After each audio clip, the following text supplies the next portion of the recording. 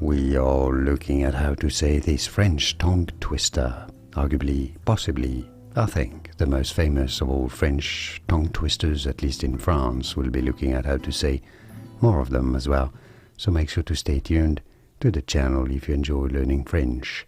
So how do you say it? Un chasseur, sachant chasser, doit savoir chasser sans son chien, meaning a hunter who knows how to hunt has to be able to hunt without his dog. So the game and the trick is to say it as fast as possible. Un chasseur sachant chasser doit savoir chasser sans son chien. And you try to say it. It's a little tricky. Un chasseur sachant chasser doit savoir chasser sans son chien.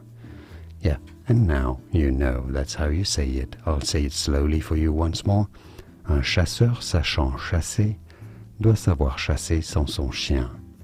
Or, un chasseur sachant chasser doit savoir chasser sans son chien. And now you know more videos for you here on how to pronounce more interesting French vocabulary.